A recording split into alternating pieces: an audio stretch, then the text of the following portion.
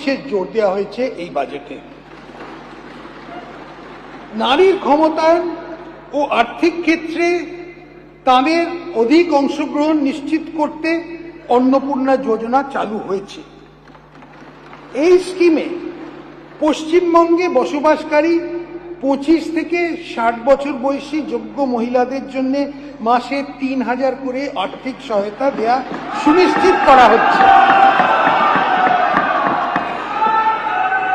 এই নির্দিষ্ট আর্থিক সহায়তা উপভোক্তার আধারযুক্ত ব্যাংক অ্যাকাউন্টে ক্রেডিট হবে। এই স্কিমের জন্য আমরা 36 কোটি টাকা বরাদ্দ রাখছি। সরি, 36,000 কোটি।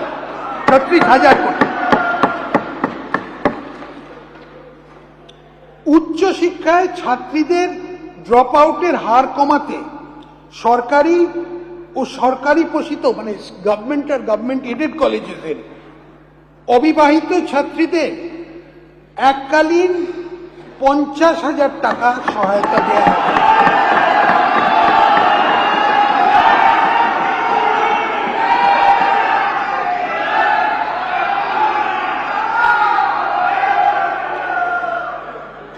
গর্ভবতী ও ল্যাকটেটিং মায়েদের সংবেদনশীল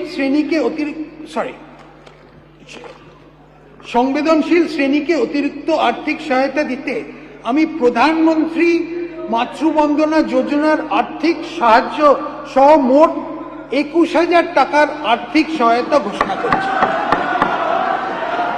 এছাড়াও গর্ভবতী মায়েরা 6টি পুষ্টি কিট পাবেন।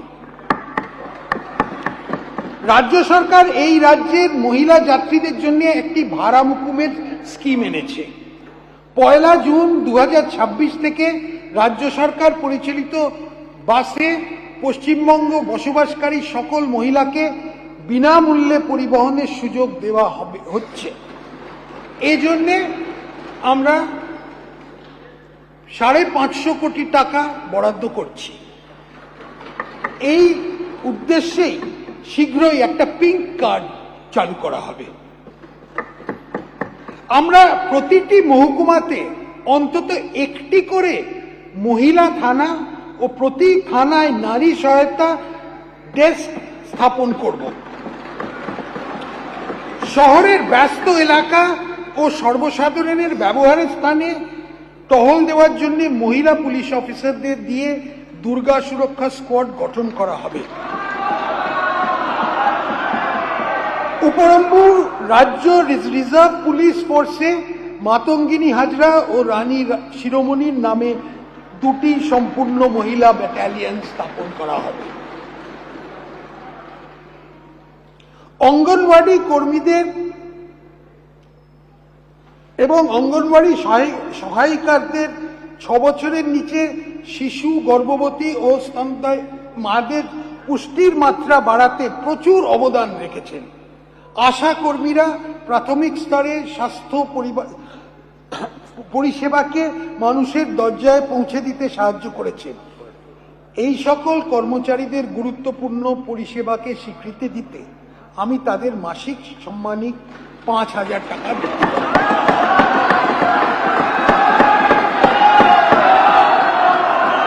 আমাদের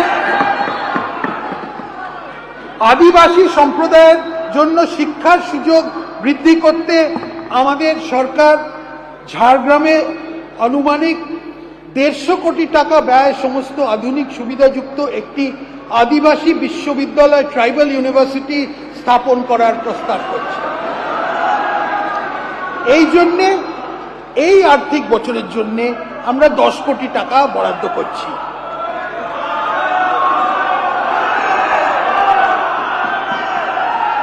বিবি জিরামজি রূপায়ণ করা হচ্ছে। আমি রাজ্য সরকারের অংশ হিসেবে এই খাতে 14,000 কোটি টাকা বাজেট বরাদ্দের প্রস্তাব রাখছি। কেওয়াইসি সম্পন্ন জব কার্ড হোল্ডারদের জন্য 125 কর্মদিবস সৃষ্টি নিশ্চিত করা হবে। 125। কেন্দ্রীয় সরকারের পিএমএজি প্রকল্প শুরু করা হয়েছে, যা সকলের জন্য আবাসনের সুবিধা নিশ্চিত করা হবে। এই প্রকল্পটি পশ্চিমবঙ্গে আরও সম্প্রসারণ করার জন্য চলতি অর্থ বছরে 13,000 কোটি টাকা বাজেট বরাদ্দের প্রস্তাব করছে।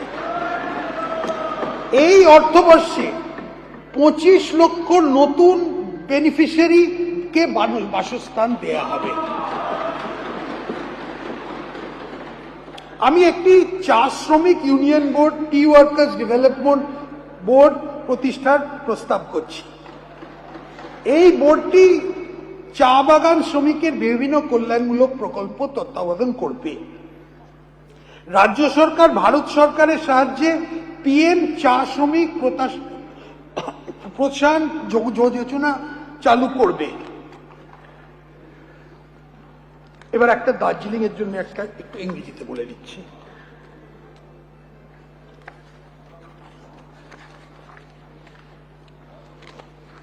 West Bengal tea tourism policy allows diversion of 30% tea estate land for commercial purpose.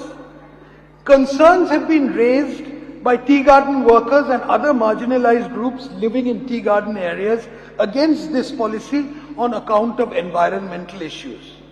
In order to maintain ecological balance and preserve cultural heritage in the tea garden areas, I propose to reduce the quantum of land that tea gardens can commercially utilize for tea tourism and other business to 15%.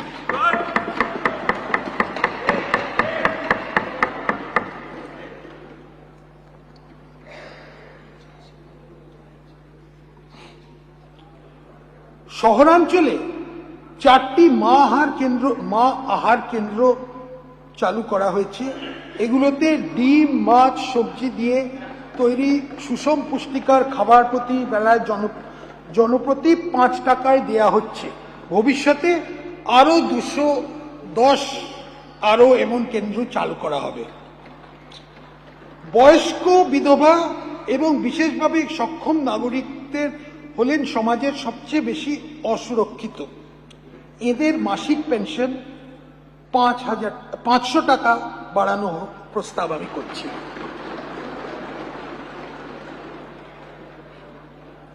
Paschimbanga সরকার স্বীকৃত 3টে বিশেষ আর্থিকভাবে দুর্বল আদিবাসী গোষ্ঠী বাস করে, যেগুলি হল লোধা সবর, টোটো এবং বিরহর। আমি তাদের জন্য সুষম পুষ্টিগুণ সম্পন্ন খাদ্য বিতরণের